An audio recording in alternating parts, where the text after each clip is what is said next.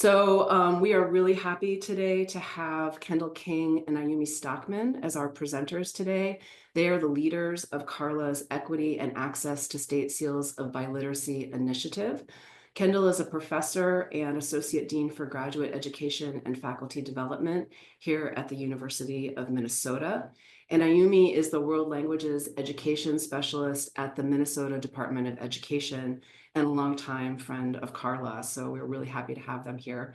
The title of their talk today is Seals of Biliteracy, Supporting Equity and Access Nationwide. We will leave the chat open during the talk. Feel free to back channel. And this is also where we'll ask you to put your questions that you'd like Ayumi and Kendall to answer at the end of the talk. And I'll put a reminder in the chat as we move forward. So I'll pass it off to you, Kendall and Ayumi. Great. Thank you so much, Kate, for hosting us. Thank you for the whole CARLA team. It takes a village to get 100 people or so together. And thank you for joining us for your lunch break or whatever time of day it is. We're really excited to be here and to share a little bit about our work. As Kate said, I'm Kendall King, and I've worked very closely with Ayumi Stockman, who you'll hear from in just a few moments, at MDE. We're going to be reporting on our partnership and our work over the last few years. We'll be talking, as Kate suggested, about our CARLA project, which is entitled Equity and Access to State Seals of Biliteracy. We're going to be focusing on the two toolkits that we've developed, the national one and the Minnesota one. And I'm pretty sure Karen has dropped those in the chat, but they can always be found on the CARLA website in case you have a difficult time accessing them. So our plan for the next hour or so is to talk a little bit about the context of the project. We'll introduce the team and our partners, and then we'll really spend the bulk of our time together talking about the deliverables and the toolkits that we have put together.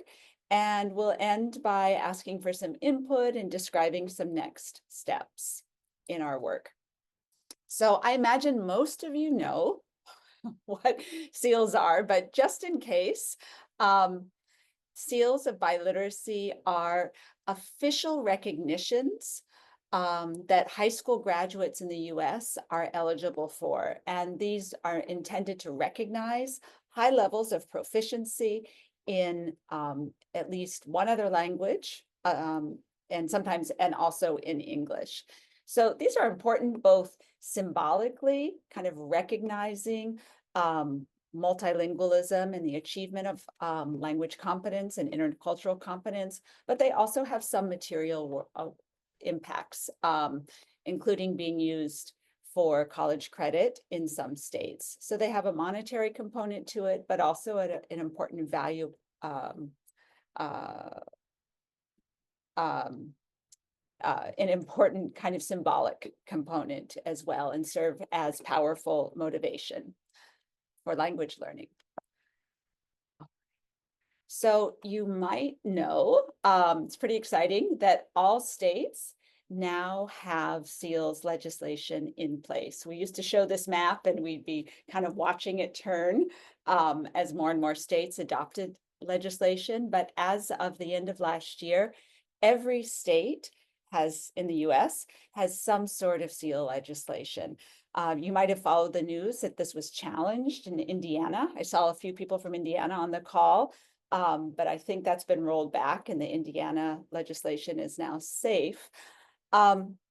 This is really an important and an amazing contribution in some ways.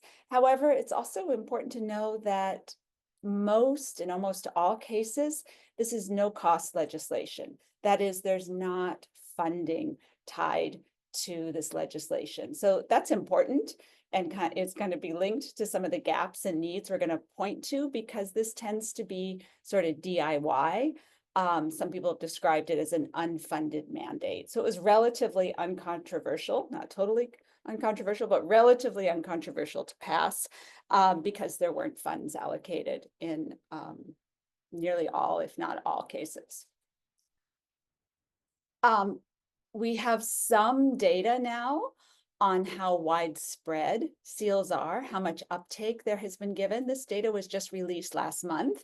Ayumi will put the URL into the chat. And what you see here in this graphic are the percentage of high school graduates who earned the seal in 2022, 2023.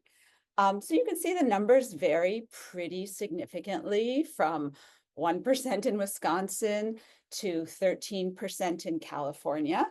And so this is based on how many high school graduates there were and how many of those earned the seal. We also have some data on growth over time. This is the change in percent of high school graduates earning the seal from 2021, 22 to 2022, 23. So you see in most cases, there's some growth, right? So in Minnesota, 18% growth over 1 year. California, it was a little bit more modest at 4%. And in some cases, there's been some decline. In some cases, the numbers are still pretty small. And I think that's why we see, 100%. So you can, if you go to this website, you can click on each individual state and basically see where they got their numbers from, right? What data, how many awards were given, how many high school graduates there were, and the percent of, not just the percent, but the languages of awards. So feel free to poke around. This is not our data, of course, but it is interesting to see that there's some tracking of this data as well, nationally. Okay, so that's the context. Nationally, to kind of backtrack a little bit to 2001 when we were starting this project, we could see, as you saw in those maps, that the number of students earning the award was relatively small. So within Minnesota, that number is around 3 or 4%. So that's 3 or 4% of high school graduates were earning the seal. If we look at the number of districts who were participating, it's about 15%. In terms of what languages were represented, the vast majority, even in Minnesota, which is a pretty linguistically diverse state, almost all of the awards, 86% were in Spanish. And then when we looked at where awards were being earned, basically we saw that the suburbs were outpacing the rest of the state. So only about 50% of kids aged 10 to 19 live in the suburbs, but fully 76% of the awards were in suburban areas. Urban areas were underrepresented, even though we know that's where a lot of the linguistic diversity in the state lives or resides. And then only 10% of the awards were current ELs. We don't have great data on this because, of course, kids move out of ESL and they are no longer trackable, but not a huge number of ELs participating. So all of this pointed in our own state, but we all recognize similar patterns were happening nationally, that there were significant gaps related to equity and access to the seals. Namely uneven support across languages with students learning and speaking less widely taught languages being underrepresented, kind of a rural, urban, suburban divide, and the largely DIY nature of programs where districts were having to kind of build the plane while they were flying it with some reduplication of effort. So with this kind of gaps in mind, we put in, and we're lucky to be funded in partnership with CARLA, and Minnesota Department of Education. Ayumi and I worked together along with 3 great graduate students, Andrew Fegan, Thi Nguyen, and Jorana Aziz. And so I'm going to talk a little bit about what we've been doing these last few years. I said we kind of had a sense of the need, right? That's how we motivated the grant. But our first step was to do a much more in-depth needs analysis. And we did this by looking at all of the district web pages, what information and programming they had around the seals, surveying experts, teachers, and administrators. To the right, you see what that looked like in terms of the survey through Qualtrics. and then doing focus groups. In short, we found that there was a real need for information, for materials to promote and explain the program, for helping districts and teachers both select which assessment to use and to administer the assessment. And then thirdly, in preparing students for the assessments. And this was particularly the case for speakers of less commonly taught languages who were not enrolled in formal programming. So taking all this into account, we sort of fine-tuned and made our list of things that we wanted to develop. And our goals were to create adaptable, multilingual promotional programs that could be used for developing as well as established programs, right? We really wanted to up the number of participating districts and students, and to have really easy to find and use technical administrative guidance. We heard from teachers and schools who were putting together like review committees of 10 teachers to try to figure out which assessment to use for which students. And the whole process seemed way more cumbersome, and it was being repeated hundreds of times across the state. So we really wanted to create materials that were easy to use, as well as prompts and responses, kind of test prep materials in multiple languages. And that includes test descriptors, sample language, and links to practice materials. So our first step was to think about what kind of platform we wanted to build. We opted to use Google Sites and Canvas with the idea that what we would create, we're starting with Minnesota. We wanted to create materials that would be comprehensive, accessible, multilingual, visually appealing, and responsive to needs. You know, everybody can see the legislation and they can see the information on the Minnesota Department of Education website. It's still there, and that is an important site, but it is not super user-friendly. We wanted something that would be exciting and accessible for everybody across the state with interest in the SEALs. And we were mindful of the fact that there were going to be different audiences, right? That there would be students who might want to gain information or practice taking tests, lots of information for educators who are trying to set up their own SEALs program, and then also information for families. So we wanted to cater the site and the information for these different populations. So here's a list of all the things we created. And you can poke around on the site while I talk, but this is kind of a table of contents of what you'll find in those different areas. So we have a poster on the benefits of bilingualism, just kind of promoting bilingualism generally. An Are You Ready poster meant to help kids understand, and parents and families to understand, like what level and what types of language skills are aligned with different levels. A description of the proficiency levels, a promotional video, you see that down here in the bottom right, promotional poster. We were able to partner with a local test company to develop free practice tests, including, and then we also created sample prompts. We created a quick start guide for educators that sort of walk them through the 15 steps and things to think about if they were setting up the program. Template letters for students who were awarded the SEAL or not awarded the SEAL, along with descriptions. A kind of testing option chart. My idea was always, you know, if you're kind of have it look like a product review chart, so it'd be pretty easy if you were looking for tests in this language, what were the 3 options you had? What were the pros and cons, including the price and the tech specs? And then a score rating to conversion chart and some reflection guidelines for educators at the end of the year. And so this is kind of an example of one of our promotional posters.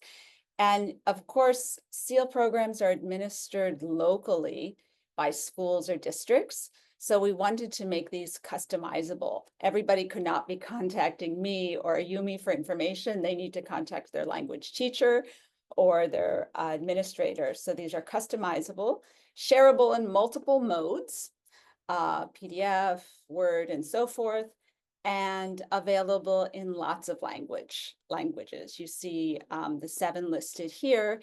And the thinking was, of course, every district should not have to create these materials themselves. We can share, and individual districts and teachers can then customize. So we are happy that all of these materials are available in all of these languages.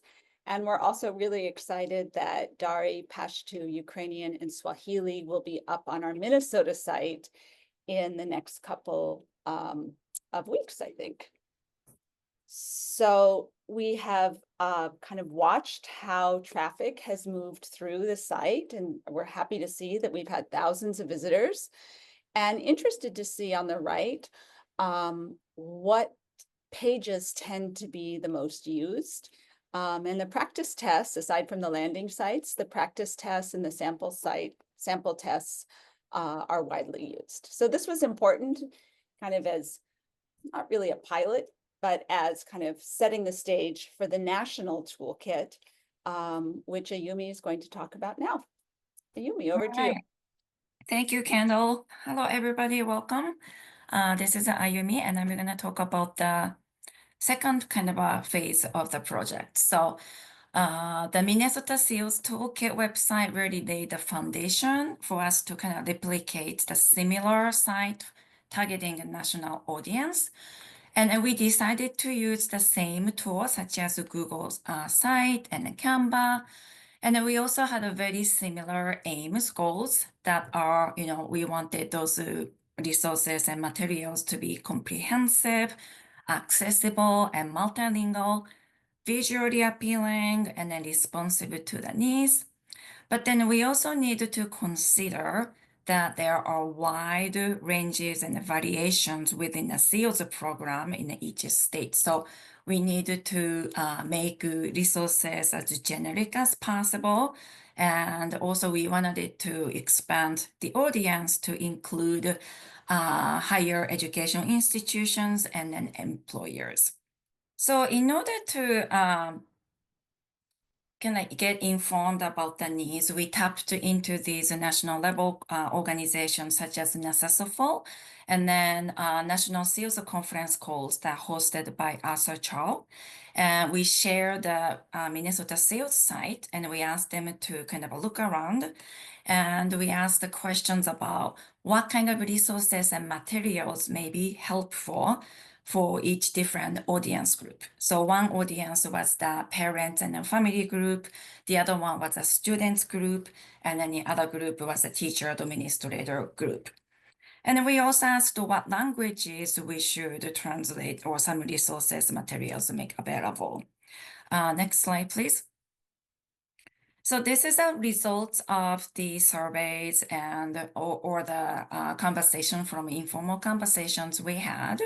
So this really indicated the needs and the resources that helpful are different depending on each group. So like parent and family groups, benefit of biliteracy, proficiency descriptions, and promotional videos were identified helpful.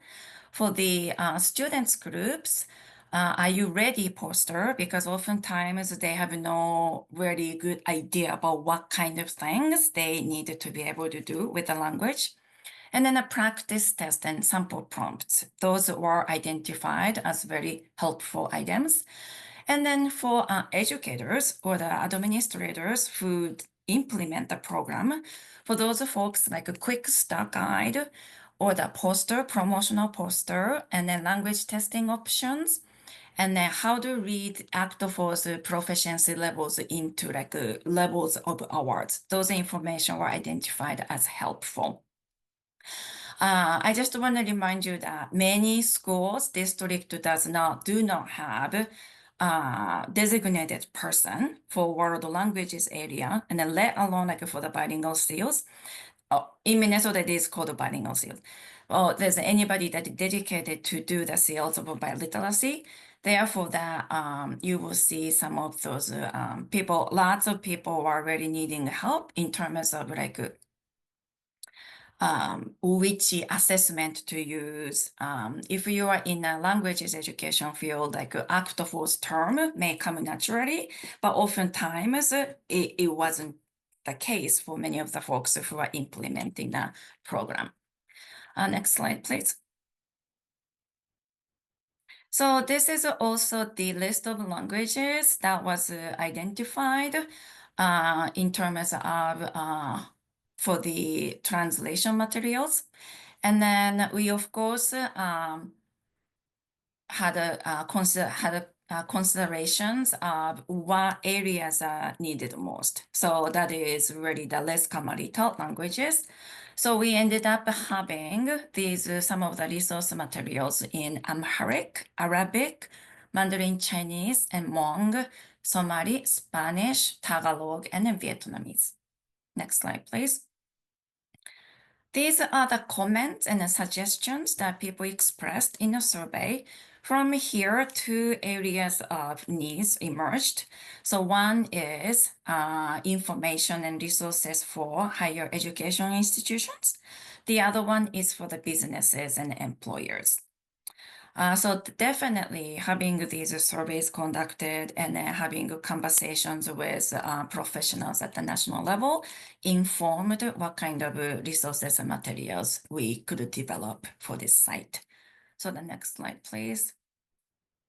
So you can see that this is a front page of the National Seals Toolkit website. Majority of work to develop this site happened over the summer 2024 by the wonderful graduate research assistants that we saw earlier. We saw the pictures of them on the slide. And we softly launched in the fall 2024, and it is up and running. So you can go visit anytime. And then when we launched, we also asked people, like a pretty similar groups of people that we asked to visit the pages and then give us feedback. So we reviewed the feedback and then we reflected some changes based on them. So this is a kind of a revised version of the site that you are looking at. Next slide, please. So you can see that we kept three audience groups, which is the students group and the educator group and the family group. And then for the national site, we added section for the employers and the higher education institutions. Next slide, please. So for the employers group, so this is employers group and the higher education administrator page looks like. And the next slide, please. For the employers page, one back, yeah, thank you. For employers page, we added a description of each major level of Actforce proficiency scale.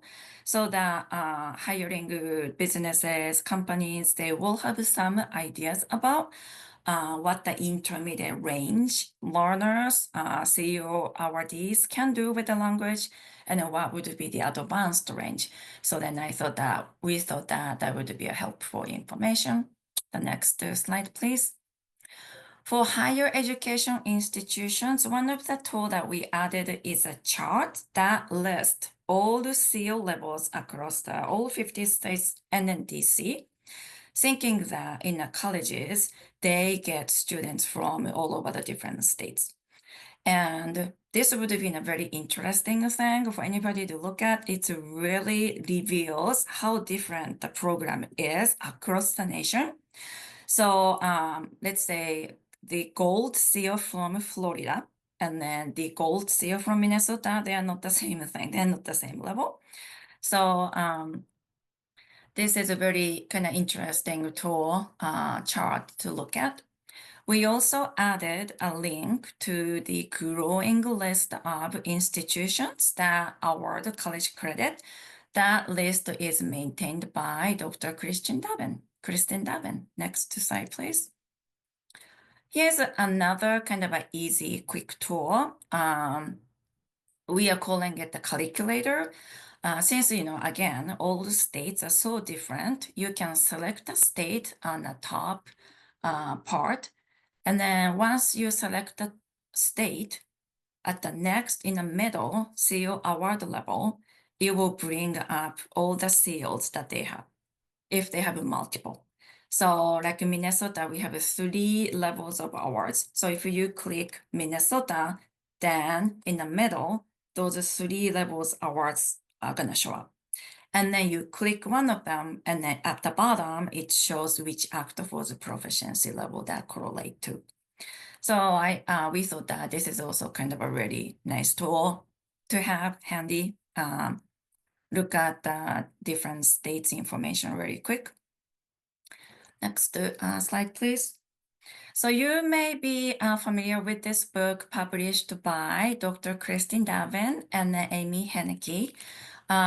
So this book is very helpful in aiding in planning of a comprehensive approach. This book offers a point to consider and some checklist or templates that you can use to organizing your resources, evaluate the readiness as a system. So we highly recommend it, and then we have first 2 chapters actually be able to accessible online from that page as well. So this is a QR code for feedback form. Feedback collection is ongoing at this time. So please visit this site and then look around and help us improve this site by providing us your feedback and what you think. And then there's anything else that we could develop and add to this. Next slide, please. And then as a next step, so we will be continuing to revise and then development materials. And we want to improve really for those 2 areas that we added, higher education institutions and then employers, businesses, outreach. And we also have a CARLA Summer Institute this year for the national audience. Last year, Kendall and I did this for the Minnesota schools, and it was a 3-day, and then this is going to be 3-day as well. Participants can actually really dig deep into your own context, and then you will have time to plan with equity-centered mindedness and then comprehensive approach. So if you're interested, please sign up. And the last slide we have is our contact information. And then this was a photo done by 2 years ago at the Act 4 when we presented on the Minnesota Seals Toolkit website. So Thanks so much, Ayumi and Kendall. I always love hearing about this project, and every time you talk about it, I am just so amazed at how much you have created in such a short period of time. So we've been so grateful for your participation in the project. So I think that a lot of the questions have been answered while in the chat while you both have been presenting. Excuse me. So maybe I'll ask a question, and if other folks have questions, you can continue adding them to the chat, and I will ask them on your behalf. So one of the things that I'm thinking a lot about, because I'm a higher ed person, is the sort of transition from earning the seal to going to university and having the seals count. At the University of Minnesota, we've just recently agreed to accept the seals in lieu of the language requirement. But one of the problems that we're bumping up against is that students don't always get documentation that supports their receipt of the seals in a way that's visible to registrar's offices or advising. So I'm just wondering if you have had any conversations about that, or if there's any sort of buzz in the Seals of Biliteracy world about how to have an easier way for universities to have evidence of receiving a bilingual seal. Ayumi, you want to start? Sure. So by Minnesota law, so just in Minnesota, schools are required to notate on the transcript And other than that, that is an area that there's a lot of work needs to happen, I believe, because first of all, not all colleges, universities are very aware of this program oftentimes, and students also have to make a request. It's not automatic. But that is an area that articulation between K-12 to going into the colleges, that is something I really want to tackle. And so that goes a little more smooth. Kendall, do you want to add anything? No, only that's a component of the national website that we hope to build out. And there's sort of two pieces, right? Like helping students advocate for themselves because they've got to be organized, they've got to find the right office, find the right person. Sometimes it's multiple requests and to move that along. So that's sort of what's behind the list of like, here's the colleges that take the seal, just to and then the other piece is educating higher education offices about what proficiency level aligns with what type of awards. So even here at University of Minnesota, we enroll lots of students from Wisconsin say their program looks different, right? So that introduces a whole different level of complications. So there's a lot of work to be done in that domain for sure. And the other piece I would add to that, I think there's similar challenges in employment. One of our goals is to have more outreach to employers and with job sites like LinkedIn to have the seal recognized as a requirement and also a badge that people can put on their LinkedIn site and other places. So it's more widely recognized. I mean, frankly, a big challenge is that we have so many differences across the states, right? So that really, really complicates that process. So, kind of more information and awareness is the first step there, but it's not going to be an easy problem to solve. Mm-hmm. There is another question in the chat about the different types of tests that students can use to receive the seal. Excuse me, Apple, Avant, Yep. and so on. So the first question is, are ratings of these different tests consistent? The second question is, how are AP and IB scores translated into actual proficiency ratings? And then the last question is, AP scores are not consistent across languages, so how does each state grant the seal to different languages? I think that question assumes that that AP credit will award seal, but I'm not sure that that's how it works. So okay, yeah, I can try to answer some of that. So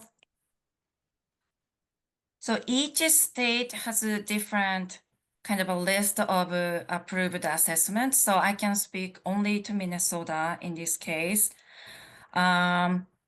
So yes, in Minnesota, and I believe often case in many other states too, students do have to take proficiency assessment in such as AAPPL, Apple test, or Avant stamp test, OPI,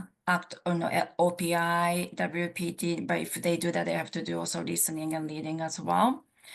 Yes, that is the case for Minnesota. In Minnesota, AP exam is approved. IB, DP, language A, language B scores are also accepted. How they translate into Actofor's proficiency rating can be different across the state. We did in Minnesota, which I can put the link here.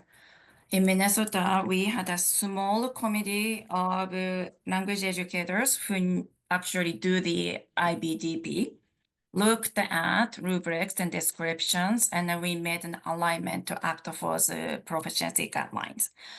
For the AP exams, there were some effort was done by Actofor to line up the AP score to the Actofor's proficiency guideline.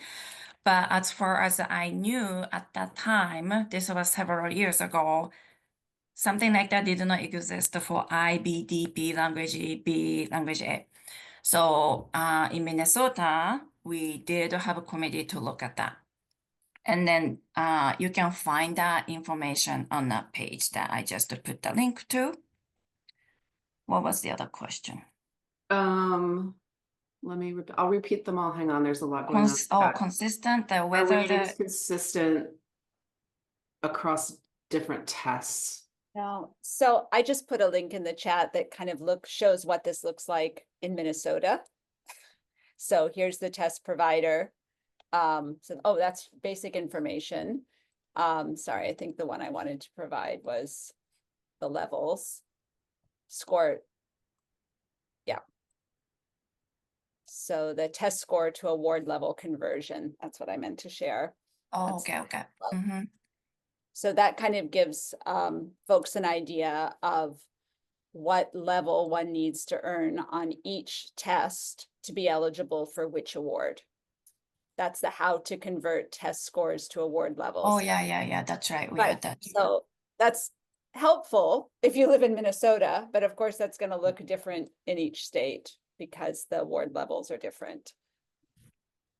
So oh, sorry, Kendall. I was just going to say, you know, we would love to have the same level of information for every state that we do for Minnesota, but we've only got 1 year left. That said, we're happy to treat our site as kind of an open source or shareware. If you have materials that might be useful for your state, we'd be happy to link them or include them here. So there was more state specific information. Go ahead, Kate. Sorry, there's a related question in the chat about how the proficiency level is established for awarding the seal. And I realize this is also state dependent, but the part of the question that I think is interesting is about well, here's the question. Is there an opportunity to negotiate the determined level for less commonly taught languages that maybe are more difficult or take longer to learn? The person, Rhonda, asked the question and used indigenous language as an example, but I think you could say the same thing for something like Russian, right? So any thoughts about that? Like Arabic or Japanese, Chinese. So Ayumi, I don't know how much you can share about this, but there are conversations, especially for indigenous and native languages in Minnesota, where there's fewer opportunities to learn those languages, that there, I don't know if negotiation is the right word, but consideration of maybe changing the award levels to Right. like that. Yeah. So in Minnesota, the criteria, so we have 3 levels: intermediate low, intermediate high, and advanced low. We have 3 levels. In Minnesota, those 3 levels are legislated by law. So some states in their law, the level criteria are not legislated. So like state agency could develop criteria. But in Minnesota, it doesn't work that way. So there's some conversations about looking at particularly Native American languages, indigenous languages, because the infrastructure for language learning isn't available like it is available for languages like Spanish or French, you know, even like Arabic, Chinese, Japanese that are, you know, taught. And then there's a robust kind of communities that exist, right? So there are some conversations happening. Am I answering the question? I think so, yeah. Yeah. And So I was going to say something, but I forgot. Oh, how the levels are determined.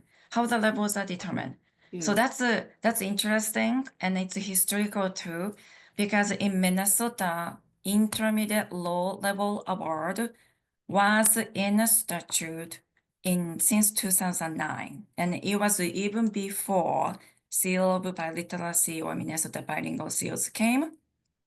So Minnesota Bilingual Seals at the intermediate high and advanced low was added on to the existed kind of a structure that we had at the intermediate low.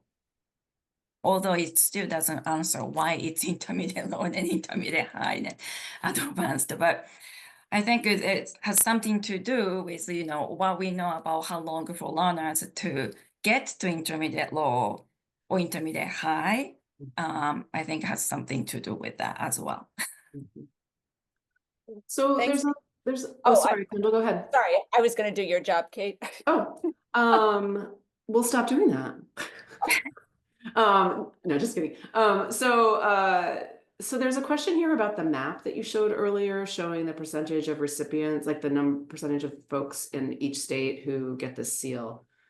And so the question is, does this map, or is there a map that indicates that the state requirements to earn a seal is different, and whether or not that influences or impacts students' success getting the seal? No, I think that data is pretty new and pretty rough. I don't think it reflects even the award levels. It's just sort of binary. Did you get did anybody who graduated earn the seal or not? I wanted to answer though the question or the comment, I guess, by Michelle, about getting the seal on the Common App, which is this widespread standard college application form. I love that idea, except that the timing is wrong, right? That the seals testing and the awards usually happens after students have submitted their applications to college. So it's a bit of a bummer. I mean, I guess you can put that you're intending, right? The same way kids do with the AP score. Sometimes they're planning on taking the test, but the timing is a little awkward. And I would guess that there are universities that don't use the Common App, like potentially community colleges and yeah. University of California doesn't use it. Georgetown, many institutions don't. Yeah. There's another question, if I could address that, Kate, about the concrete data. I was just going to ask that one. Yeah. So the question by RJ is there any concrete data that highlights reward incentives as a reason to take the seal?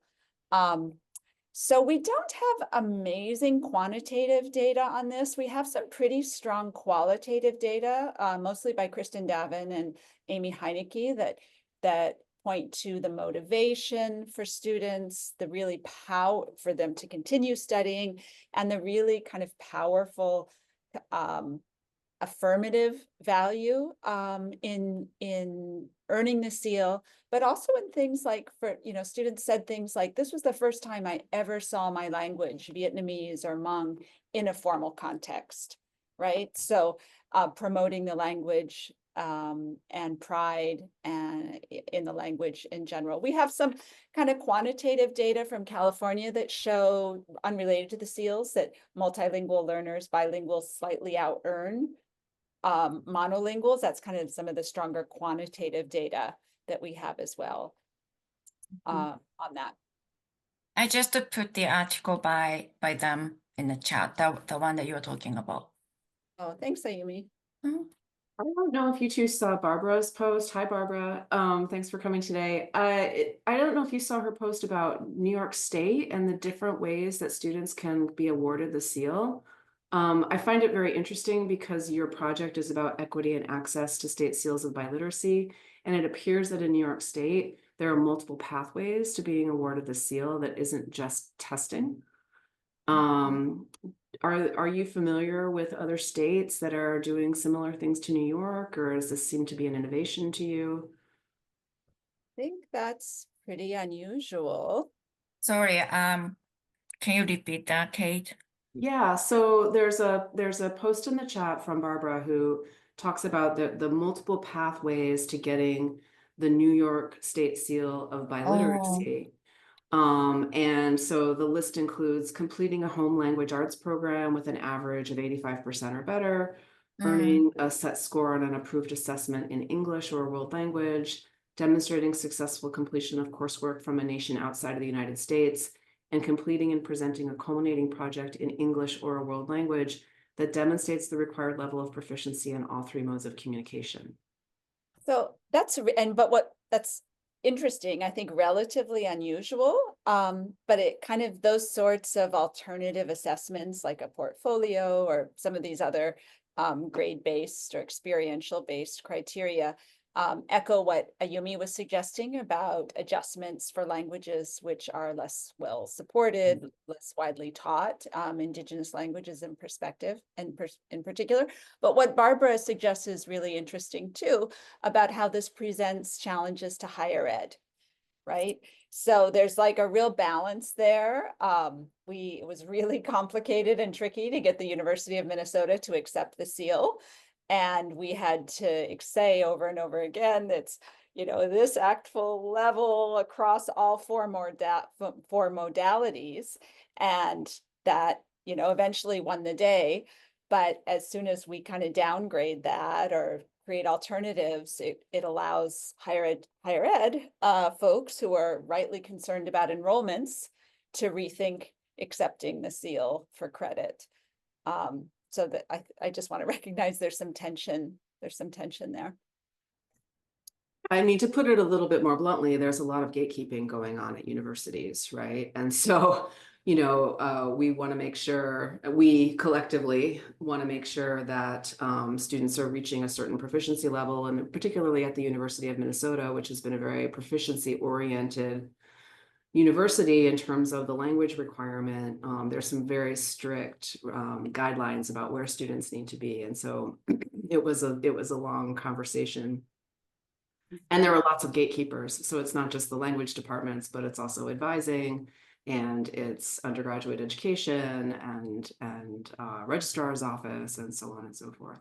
So Christy, in response to your question, we just started accepting the seal last year. So it's a very recent change.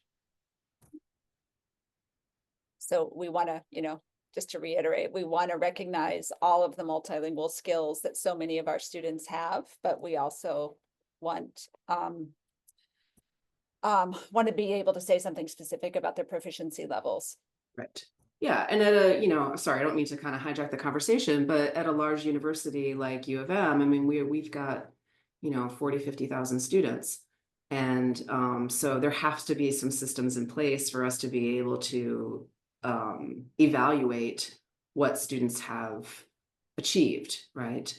And so that gets a little bit more difficult when we're considering alternative pathways to the seal. That I'm not trying to say that I don't agree with those pathways, but it does make it harder to administer at a large institution.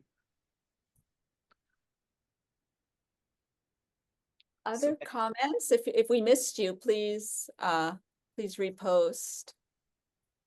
Yeah, I think I've gotten all the questions. I want to say that we are certain that there are probably things that we might have gotten a little wrong, or maybe we misrepresented some aspect of your site. Please reach out to us. Some aspect of your SEAL program. It's possible that something might be off there, or if you notice something also with any of the translations, please don't hesitate to reach out to us. You can just email us or fill out the feedback site. We feel like it's a work in progress. We're always finding and tuning things. So please send us suggestions. We have at least another year to work on this, we hope.